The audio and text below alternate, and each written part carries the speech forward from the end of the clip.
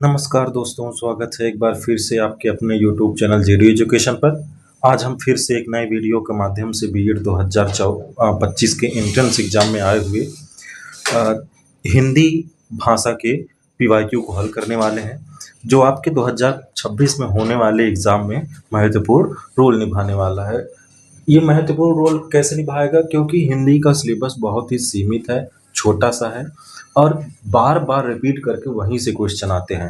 और हाँ, इस वीडियो का पीडीएफ हम आपको अपने टेलीग्राम चैनल पर दे देंगे और टेलीग्राम चैनल का लिंक डिस्क्रिप्शन बॉक्स में दे दिया जाएगा।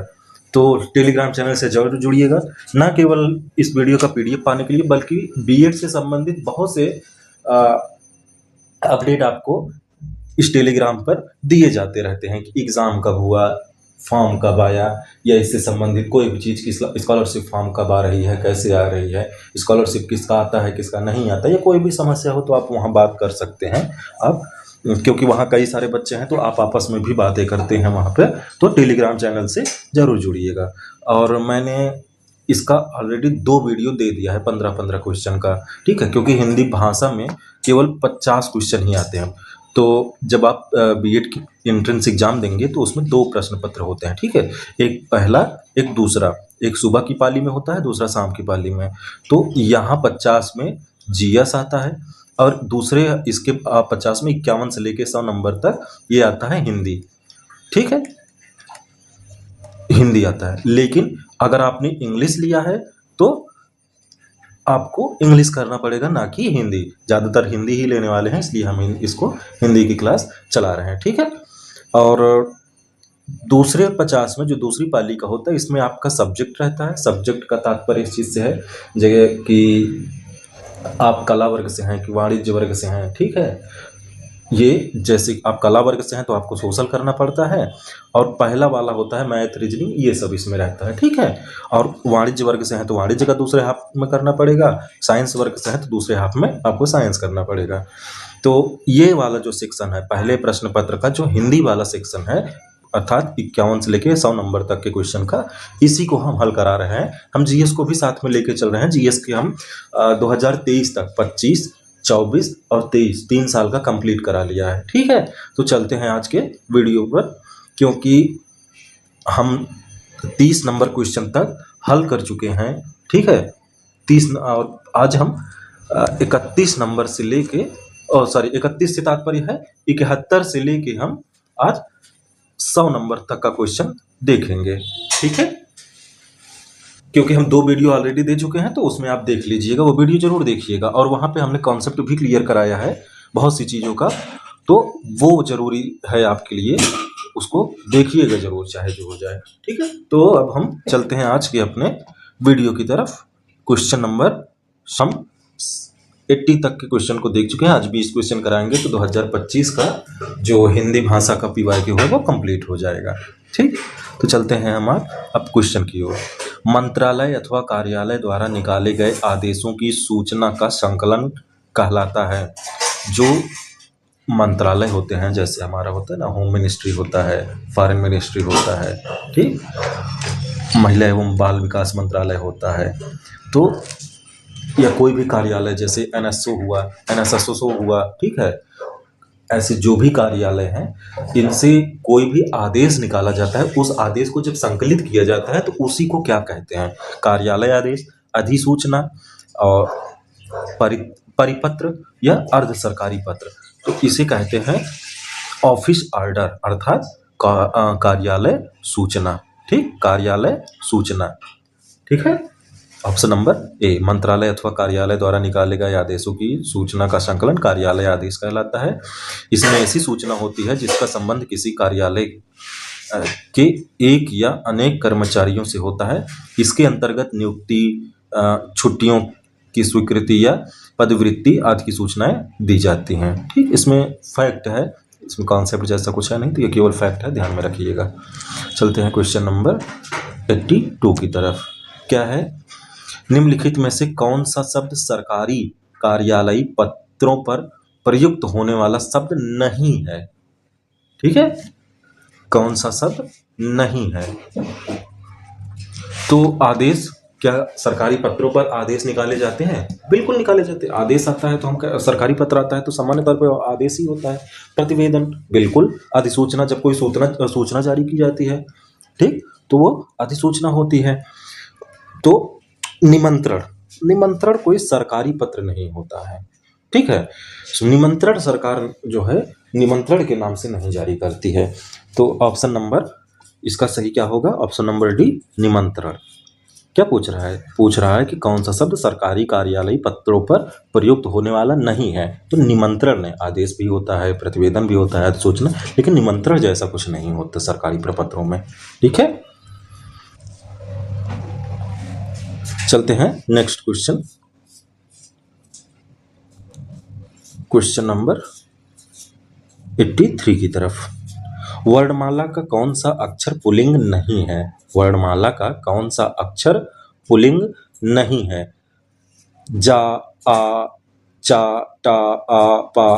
तो आप जानते हैं लास्ट में यहाँ आ रहा है, ठीक है, आ रहा है, तो ये पुल्लिंग हुआ, ठीक है। ये सब पुल्लिंग हुआ। जैसे चा का उच्चारण करो तो उसमें आ निहित है, टा का करो तो आ निहित है, आ का करो तो आ ही है, पा का करो, जा का करो, आ का करो, ठीक, तो ये होता है। लेकिन ई का करें आप, ठीक, ई का करें या बड़ी ई का करें तो ये पुल्लिंग नहीं होता, ठीक, ये पुल्लिंग नहीं होता। ये दोनों हैं, ई और ई तथा री, ये तीन ऐसे हैं जो स्त्रीलिंग में आते हैं, ठीक है। स्त्रीलिंग में इन वर्णमाला को रखा जाता है, ठीक। तो चलते हैं नेक्स्ट क्वेश्चन, क्वेश्चन नंबर 84 की तरफ। साकेत एक महाकाव्य है, आप सब जानते हैं साकेत एक महाकाव्य है, में किन दो विराम चिन्हों का प्रयोग हुआ है? साकेत एक महाकाव्य है, में किन दो विराम चिन्हों का प्रयोग हुआ है? तो यहाँ जो वाक्य दिया गया है साकेत, फिर आप देख रहे हैं कॉमा, फिर जो है महाकाव्य दिया है, फिर पूर्ण विराम, ठीक। तो यही पूछ रहे हैं कि इस वाक्य में कितने चिन्हों का प्रयोग किया गया है? तो पूर्ण विराम और अर्ध विराम, पूर्ण विराम और निर्देशक चिन्ह, पूर्ण विराम और कोष्ठक चिन्ह, और पूर्ण विराम और उद्धरण चिन्ह। पूर्ण विराम कहाँ पर है? तो आप देख रहे हैं ये जो है के बाद है, ये पूर्ण विराम है, ठीक। और इसको कुछ लोग इसको इन्वर्टेड कामा कह सकते हैं, लेकिन इन्वर्टेड कामा में डबल होता है, ठीक है, दो होते हैं, एक ही तरफ दो होते हैं। लेकिन देखो ये सिंगल इधर है और इधर भी सिंगल ही है, तो इसे क्या कहते हैं? उद्धरण चिन्ह, ठीक, इसे क्या कहते हैं? उद्धरण चिन्ह, ठीक। तो क्लियर हुआ होगा, ऑप्शन नंबर डी इसका सही आंसर है। चलते हैं नेक्स्ट क्वेश्चन की ओर, क्वेश्चन नंबर 85। निम्नलिखित में से एक की वर्तनी शुद्ध है, निम्नलिखित में से एक की वर्तनी शुद्ध है। उत्कर्ष, एकत्रित, सदृश्य, सदृश और स्थायित्व, ठीक है, सदृश, स्थायित्व। पूछ रहे हैं कि किसका शुद्ध में कौन सा शुद्ध रूप में लिखा गया है? तो आप देख सकते हैं नीचे, पहले व्याख्या की तरफ देखिए। उत्कर्ष में ये वाला शा होता है, ठीक है, खा वाला शा होता है, और एकत्रित में एक त्रित होता है, एकत्रित होता है, एक त्रित नहीं, ठीक है, एक तीत नहीं बल्कि एकत्रित होता है। और स्थायित्व में ये आप देख सकते हैं जो बड़ी ई की मात्रा लगी है या पे ये छोटी ई की मात्रा है, स्थायित्व, ठीक है, स्थायित्व नहीं, स्थायित्व, ठीक है। तो ऐसी स्थिति में सदृश जो है वो सही लिखा हुआ है, सदृश सही लिखा हुआ है। अब ध्यान में रखिएगा इन चीज़ों को, क्योंकि ये फिक्स है, दो क्वेश्चन यहाँ से आएंगे आपके वर्तन, शुद्ध वर्तनी से, एक शुद्ध वर्तनी से, एक जो है विराम चिन्हों से, एक संधि, दो क्वेश्चन संधि से, ठीक है, विलोम से, विलोम से तो फिक्स है, आप मान के चलिए कि दो क्वेश्चन आने हैं, दो से ज़्यादा ही होंगे, कम नहीं, ठीक है। साथ में ही और जो एक वाक्य दिया गया है और कहेगा इसका एक वाक्य बनाइए, वहां से भी क्वेश्चन आता है। तो ये कुछ ऐसे कोर एरियाज हैं जहां पर आपको विशेष तौर पर ध्यान देना है, उन्हीं में से एक है शुद्ध वर्तनी वाला क्षेत्र, ठीक है। अगर आप कोई बुक ढूंढ रहे हैं तो बीएड एंट्रेंस एग्जाम में अरिहंत का जो बुक आता है, ठीक है, बीएड एंट्रेंस एग्जाम में अरिहंत का बुक आता है, उसमें सारा एंट्रेंस एग्जाम का दिया हुआ होता है। आप कला वर्ग से हैं तो कला वर्ग, आप अगर विज्ञान वर्ग से हैं तो विज्ञान वर्ग का ले लीजिएगा, ठीक है। विज्ञान और कला वर्ग से तात्पर्य यह है कि आपने बीए किया है, मास्टर ऑफ आर्ट किया है या बीएससी किया है, मास्टर ऑफ साइंस किया है, तो इस पर ये ध्यान दीजिएगा। उस लड़के को बुलाइए, क्वेश्चन नंबर 86, उस लड़के को बुलाइए में लड़के के विषय में कौन सा कथन गलत है? लड़के के विषय में कौन सा कथन गलत है? तो उस, मैं आपको पहले भी वीडियो में क्लियर करा चुका हूं कि संज्ञा जो होता है, संज्ञा वह नाम होता है, नाम होता है किसी व्यक्ति का, किसी वस्तु का, ठीक है, या फिर किसी शहर का या किसी स्थान का, यह नाम होता है, डायरेक्ट नाम दिया गया रहता है। जैसे अगर यहाँ होता रमेश को बुलाइए तो यह संज्ञा होती, ठीक है, लेकिन उसके स्थान पर, जब नाम के स्थान पर कोई अल्टरनेट विकल्प दिया गया हो, कोई विकल्प के तौर पर अन्य शब्द दिए गए हैं, तो उसे जो है क्या कहते हैं? संज्ञा नहीं बल्कि सर्वनाम कहते हैं। अर्थात संज्ञा के स्थान पर प्रयुक्त होने वाले शब्दों को सर्वनाम कहते हैं। तो उस यहाँ दिया गया है, किसी व्यक्ति का नाम हो सकता है क्या? उस नहीं, नाम नहीं होता, इसलिए संज्ञा नहीं सर्वनाम होगा। तो आप देख रहे हैं कर्म गलत, सभी सही, गलत हो ही नहीं सकता, ठीक। संज्ञा एक वचन, संज्ञा नहीं है, ठीक है, संज्ञा नहीं है। ये कौन सा कथन गलत है? संज्ञा तो नहीं है लेकिन एक वचन जरूर, उस लड़के के, उन लड़कों को नहीं है, उस लड़के को, ये एक वचन है, ठीक है, एक वचन तो सही है, लेकिन पूरा यहाँ पे क्यों ये सही है? क्योंकि ये एक वचन दिया, लेकिन दोनों कथन गलत है, पूरी तरीके से गलत है, क्योंकि यहाँ संज्ञा नहीं सर्वनाम है, बहुवचन नहीं बल्कि एक वचन है, तो गलत ही पूछा है, तो ए वाला ऑप्शन गलत है, इसीलिए यह सही ऑप्शन है, ठीक। ए वाला गलत है इसीलिए यह सही है। समझ पाए होंगे? जरूर समझ पाए होंगे, ना समझ में आया तो आप फिर से रिपीट करके वीडियो देखिएगा, क्लियर हो जाएगा। उसमें ऐसा कुछ नहीं है कि ना समझ में आए, बहुत ही सरल सी चीज़ है। चलते हैं क्वेश्चन नंबर 87 की ओर। मैंने मेरे को सुधार लिया। अब आप सोचेंगे यार शब्द कैसा दिया है, एकदम अजीब सा शब्द है, मैंने मेरे को सुधार लिया, तो वाक्य में किस प्रकार की अशुद्धि है? अशुद्धि पूछ रहे हैं। आप सोच रहे हैं ये कैसा दिया हुआ है, ये पूछ ही अशुद्धि रहा है कि क्या गलत है, ठीक। कारक गलत है, सर्वनाम गलत है, लिंग गलत है, वचन गलत है, नहीं, कारक तो सही है। कारक क्या है?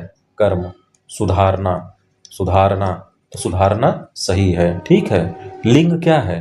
लिंग यहाँ दिया ही नहीं गया है, तो इसका तो कोई मतलब ही नहीं निकलता, ये क्वेश्चन में है ही नहीं। वचन, वचन यहाँ एक वचन है, बिल्कुल वचन निकल के आ रहा है, यहाँ पर एक वचन होता या बहुवचन होता तो यहाँ वचन निकल के आ रहा है, ठीक है। मेरे को अर्थात एक ही व्यक्ति की बात हो रही, तो एक वचन है यहाँ पर छिपा हुआ है। सर्वनाम, मैंने मेरे को, मैंने मेरे को, मैंने अपने को सुधार लिया है, मैंने मेरे को, ये दोनों सर्वनाम है। मैंने तो और मैंने मेरे को, ये शब्द गलत आ रहा है, ये मेरे को नहीं बल्कि यह होगा मैंने अपने को सुधार लिया है, मैंने अपने को सुधार लिया है, इसलिए सही आंसर क्या होगा? Option number B. सही आंसर क्या है? Option number B. चलते हैं नेक्स्ट क्वेश्चन, क्वेश्चन नंबर 88 की तरफ, ठीक। इलाहाबादी अमरूद मीठे होते हैं, यहाँ क्या विशेषता बताई जा रही है? दशा, गंध, स्वाद, स्थान। तो इसका सही आंसर क्या होगा? वाक्य की शोभा बढ़ाने वाले तत्वों को विशेषण कहा जाता है, ठीक है, विशेषता कहा जाता है। तो यहाँ विशेषण क्या है, विशेषता क्या है? अमरूद मीठे हैं, अमरूद सामान्य तौर पर मीठे ही होते हैं, सामान्य तौर पर, लेकिन कहाँ के अमरूद मीठे हैं? इलाहाबाद के अमरूद मीठे हैं, प्रयागराज के अमरूद मीठे हैं। वैसे इलाहाबादी अमरूद को जीआई टैग भी मिला हुआ है, आप लोगों को ये पता होगा, शायद जरूर पता होगा। तो ये स्थान की विशेषता है, स्थान की विशेषता बताई जा रही है, इसलिए ऑप्शन डी सही होगा, ऑप्शन डी सही है, ठीक।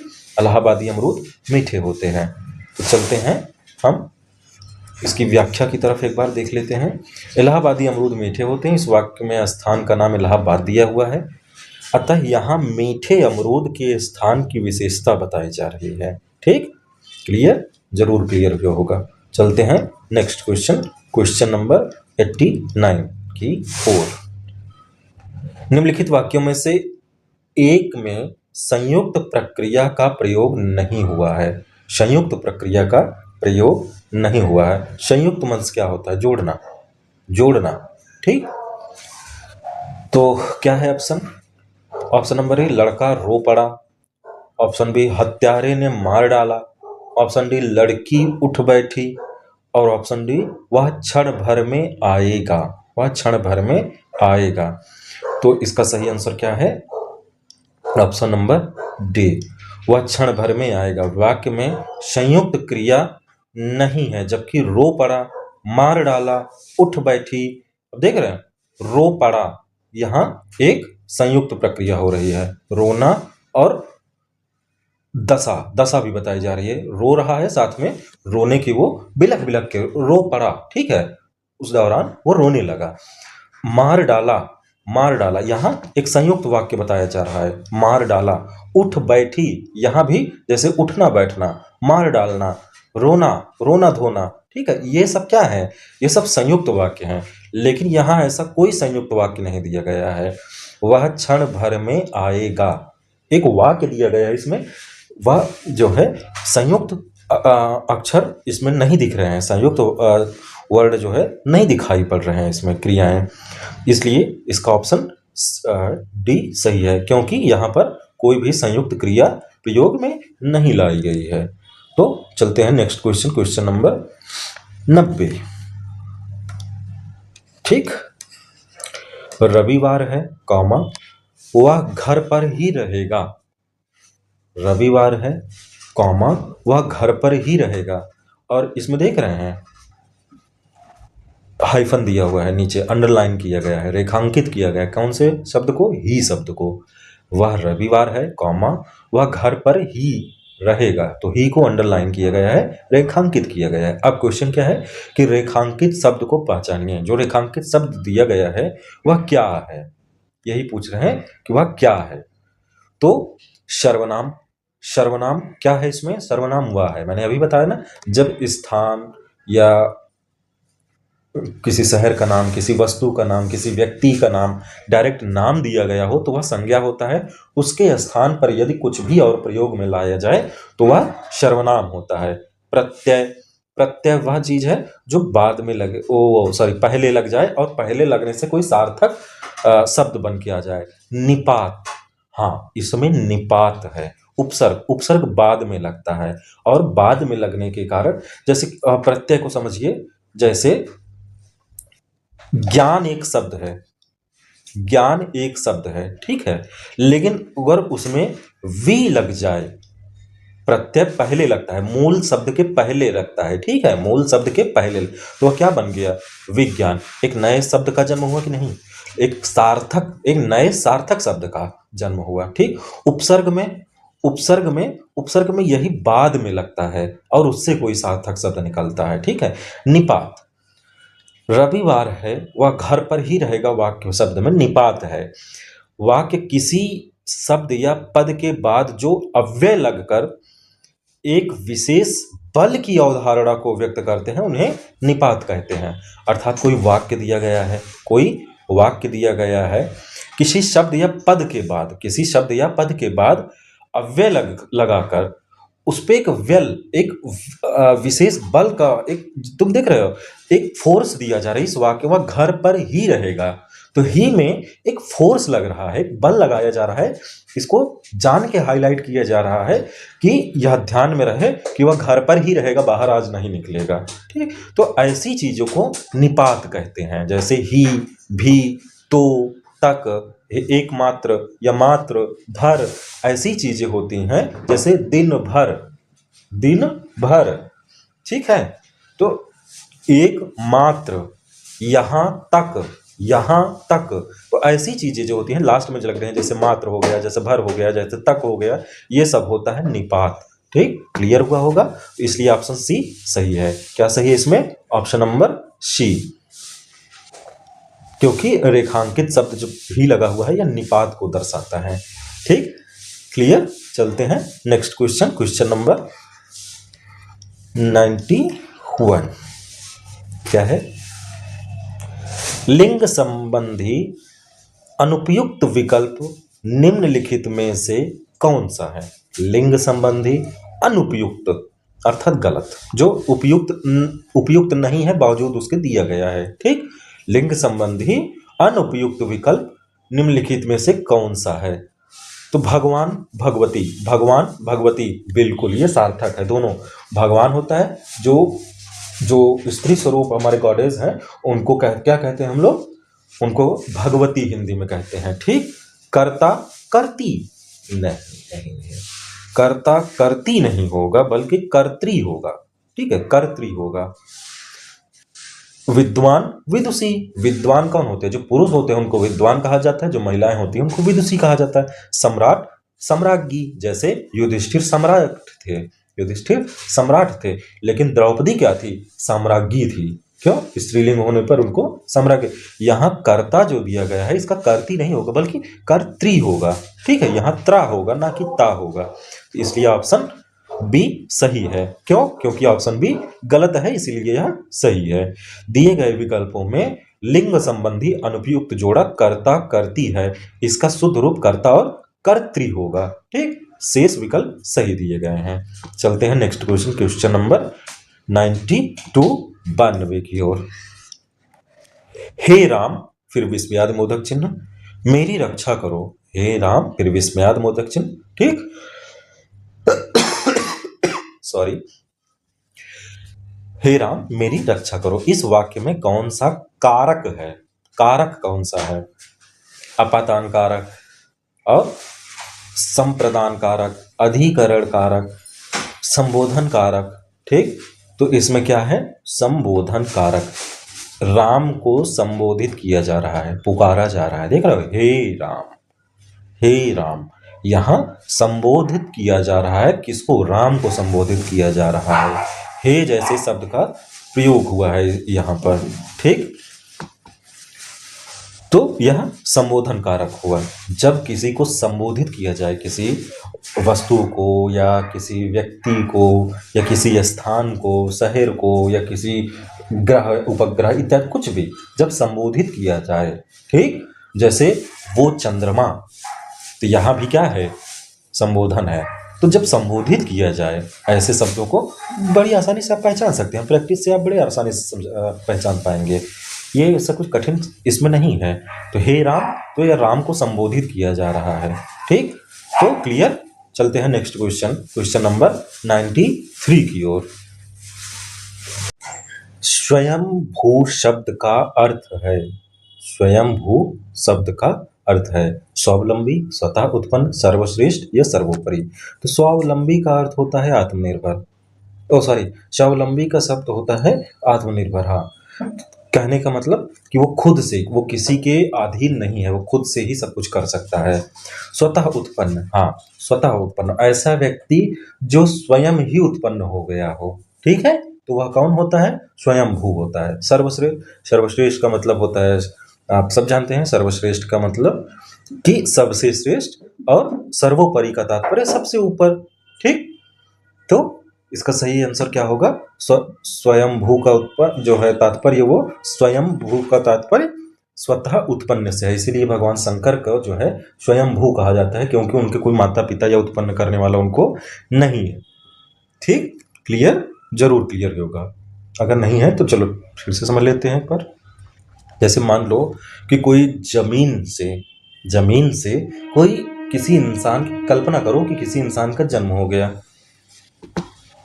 ठीक, किसी इंसान का जन्म हुआ, वो माता के कोख से नहीं, वो पिता माता के कारण नहीं, बल्कि जमीन से ही हुआ उसका जन्म। तो उसे क्या कहोगे आप? स्वयंभू, वह स्वतः ही जन्म ले लिया।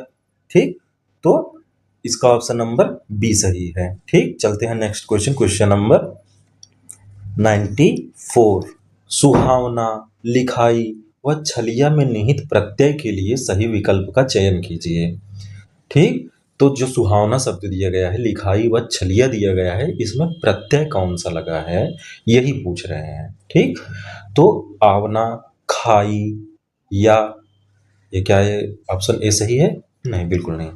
वना प्रत्यय है, वना कोई प्रत्यय हो ही नहीं सकता, क्योंकि अगर वना प्रत्यय होगा तो जरूरी है कि सुहा एक शब्द हो। तो आप जानते हैं सुहा कोई शब्द नहीं होता, शब्द होता है, मूल शब्द क्या होता है? सु। सु मीन्स क्या होता है? सुंदर, सु शब्द होता है। ठीक, तो यह सुह, सुह शब्द भी संस्कृत शब्द का एक संस्कृत में एक शब्द है। ठीक, सुह भी एक शब्द है। तो लिख, लिख भी एक मूल शब्द है, लिख। देखिए पहले प्रत्यय आप समझ लीजिए, प्रत्यय और उपसर्ग, तभी जाके ये क्लियर होगा। देखो प्रत्यय वो होता है, प्रत्यय और पहले उपसर्ग समझो।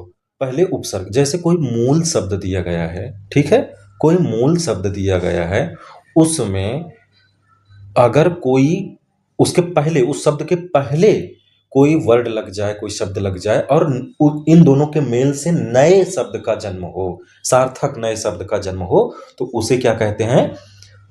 प्रत्यय, उपसर्ग कहते हैं, उपसर्ग कहते हैं। ठीक है, जैसे मूल शब्द क्या होता है? ज्ञान। अभी मैंने ऊपर बताया था ना, शायद मैंने वहां गलती कर दी थी, शायद अगर गलती की हो तो आप कमेंट में बताइएगा, पर यहाँ ठीक से समझिए, यहाँ कोई गलती नहीं है। तो जैसे मूल शब्द है ज्ञान, ज्ञान में अगर वी प्रत्यय लग जाए, क्यों बार बार प्रत्यय निकल रहा है मुझसे, क्वेश्चन के कारण क्या? अगर विज्ञान सॉरी ज्ञान में अगर वी उपसर्ग लग जाए, उपसर्ग लग जाए, तो यह नए शब्द का जन्म हो जाता है, विज्ञान। तो यह क्या हुआ? वी उपसर्ग लगा है। जैसे धर्म मूल शब्द है, धर्म मूल शब्द है, लेकिन अगर आ उपसर्ग लग जाए, आ उपसर्ग लग जाए तो क्या होगा? ये अधर्म बन जाएगा, नया शब्द जन्म ले लेगा। क्लियर? जरूर क्लियर हुआ होगा। तो अब देखिए, और अब आते हैं प्रत्यय की तरफ।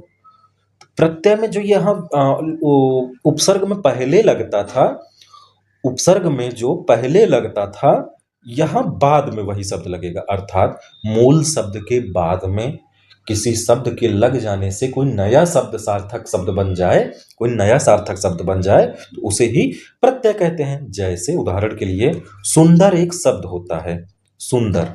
ठीक, सुंदर एक शब्द होता है, लेकिन इसी में ता प्रत्यय लग जाए, ता प्रत्यय लग जाए तो एक नया शब्द बन जाता है सुंदरता। ठीक, जैसे मानव एक शब्द होता है, मूल शब्द है मानव, लेकिन इसी में अगर प्रत्यय लग जाए ता का, तो क्या बन जाता है? मानवता। जैसे पढ़, पढ़ एक शब्द है ना, पढ़, पढ़ना एक शब्द है, तो पढ़। ठीक, लेकिन इसी में अगर आई प्रत्यय लग जाए तो क्या हो जाएगा? पढ़ाई। तो उपसर्ग में पहले लगता था और प्रत्यय में बाद में लगता है। ठीक, तो अब आते हैं हम अपने क्वेश्चन की ओर। क्वेश्चन है हमारा सुहावना, और यहाँ प्रत्यय की बात की जा रही है। तो क्या सुह जो है, और सुह जो है एक शब्द है? तो हाँ, सुह जो है मूल शब्द है, सुह जो है वो मूल शब्द है। तो यहाँ लेकिन आवना होना चाहिए, यहाँ अवना लिखा गया है, आवना होना चाहिए, क्योंकि सुहा शब्द नहीं है, आ की मात्रा इसमें इंक्लूड नहीं है, सुह है, केवल हा। ठीक, लेकिन तो प्रत्यय क्या हुआ? आवना हुआ, क्योंकि आ की मात्रा हा में छिपा हुआ है। ठीक, आवना हुआ, ना कि अवना। ठीक, तो यहाँ अवना दिया गया है, गलत है। खाई, खाई कोई प्रत्यय नहीं हो सकता। ठीक है, खाई कोई प्रत्यय नहीं हो सकता, क्योंकि केवल ली जो है ये मूल शब्द नहीं होगा। मूल शब्द क्या है? लिख। मूल शब्द क्या है? लिख, लिखना, लिख। मूल शब्द क्या है? लिख। छलिया, छल मूल शब्द है। क्या है? छल, छल मूल शब्द छल है। तो इसमें क्या लगेगा? क्या है? केवल या लगेगा, छलया नहीं, छलया कोई शब्द नहीं होगा। यहाँ पर क्या प्रत्यय लगेगा? इया प्रत्यय लगेगा, इया। जैसे इया यहाँ दिया है, यहाँ दिया गया है, तो ये दोनों काट दो। ठीक, आई, आई सही है। वना, वना कोई प्रत्यय नहीं है, पर हमने क्या बताया? सुहावना का आवना प्रत्यय होगा, तो ऑप्शन नंबर डी सही है। ठीक, ऑप्शन नंबर डी। सुहावना में आवना प्रत्यय है, लिखाई में आई प्रत्यय है, छलिया में इया प्रत्यय है, इया।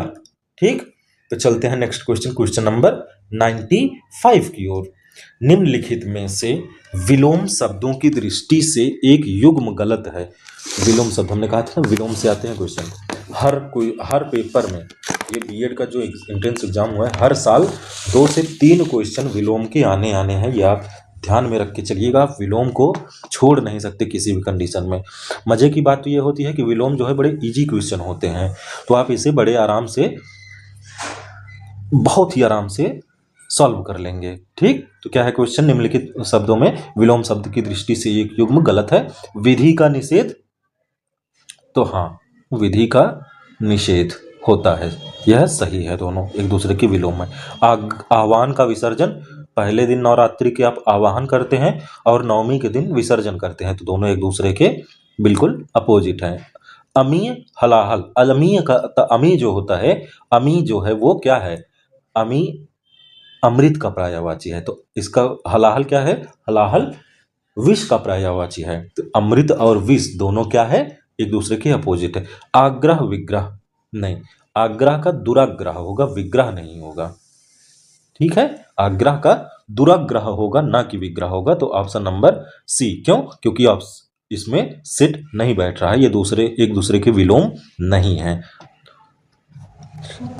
ठीक, जैसे देख रहे हैं, विधि का निषेध होता है, आह्वान का विसर्जन, आग्रह का दुराग्रह, और अमीय का हलाहल, संधि का विग्रह। संधि का विग्रह होता है, जहां देख रहे हैं विग्रह दिया है, तो इसका क्या होगा? विलोम, या इसका विलोम होगा संधि। विग्रह मीन्स अलग होना, संधि मीन्स जोड़ना। ठीक, दिया हो। तो इसके बाद तो बहुत ही साधारण से क्वेश्चन दिए गए हैं, इसको आप पढ़ के हल कर लीजिएगा पीडीएफ में, क्योंकि ये केवल और केवल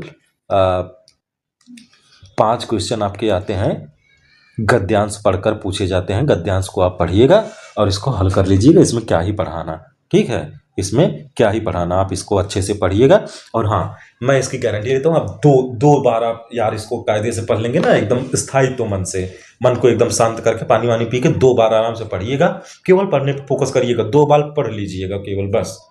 पूरे गद्यांश को एक बार खत्म करिएगा, फिर एक लंबी सांस, फिर दोबारा पढ़िएगा। अभी क्वेश्चन की तरफ मत जाइएगा, फिर दोबारा पढ़िएगा, बड़े आराम से फिर आंसर हो जाएंगे। ठीक, इसका हल करने का एक और तरीका है कि जब यहाँ आप जैसे एक मैं उदाहरण ले ही लेता हूँ, चलो एक उदाहरण ले ही लेता हूँ मैं। कालिदास ने क्या कहा? कालिदास ने क्या कहा था? ठीक, यह क्वेश्चन है। तो अब हम इसमें देखेंगे, जब आपके पास टाइम कम रहे तो देखेंगे इसमें कालिदास का उल्लेख कहाँ आया है। इस क्वेश्चन में हम ढूंढेंगे कि कालिदास का उल्लेख कहाँ आया है। मैं कभी कभी सोचता हूँ कि इतने दिनों तक अंग्रेजों की अनुवर्तिता करने के बाद भी भारतवर्ष इंडिपेंडेंस को अधीनता क्यों नहीं मिल पा रही है। ठीक, इंडिपेंडेंस को अधीनता क्यों नहीं मिल सका। उसने अपनी आज़ादी के जितने भी नामकरण, तो ऐसे आप पढ़ते जाएंगे, आप ढूंढेंगे कालिदास का नाम कहाँ है। ठीक, 2 बार आपने पढ़ लिया, फिर अब आप ढूंढेंगे कि कालिदास का नाम कहाँ है। जैसे मैंने कि कालिदास ने क्या कहा था, देखो ऊपर ही एकदम दिया गया है, देख रहे हो। कालिदास ने कहा था कि सब पुराने अच्छे ही नहीं होते, सब नए खराब ही नहीं होते। ठीक, कालिदास ने क्या कहा था, तो आपने कालिदास का नाम ढूंढा, उसके आगे की लाइन पढ़ ली, तो क्या है? सब पुराने अच्छे ही नहीं होते, सब नए खराब नहीं होते। तो ऑप्शन नंबर डी इसका हो गया। आप इसी तरह से इसको हल करिएगा, ये इसको अब क्या ही पढ़ाया जाए आप खुद समझ सकते हैं। ठीक, ऑप्शन नंबर डी इसका सही है। तो इस तरीके से हमने 2025 का पीवाईक्यू हल कर लिया है। ठीक, 2025 का पीवाईक्यू हल कर लिया हिंदी का। अब हम शुरू करेंगे 2024 का हिंदी के लिए जो पीवाईक्यू है उसे। तो वीडियो कैसी लगी आप हमें ज़रूर बताइएगा। हम में क्या कमियां हैं ये भी आप कमेंट बॉक्स में लिखिएगा। लाइक डिसलाइक आपकी मर्जी है, आपकी इच्छा है। ठीक, लगे कि हाँ क्लास कुछ इसमें है प्रोडक्टिव तो करिएगा, वरना डिसलाइक कर दीजिएगा, कोई आपत्ति नहीं है। और यहाँ तक अगर आप वीडियो देखते हुए आए हैं तो वीडियो देखने के लिए बहुत बहुत धन्यवाद। मैं फिर से कह रहा हूँ, हिंदी का सिलेबस बहुत ही छोटा सा है, बहुत ही साधारण सा है। आप पूरी वीडियो अगर देखेंगे आपको जरूर लाभ मिलेगा।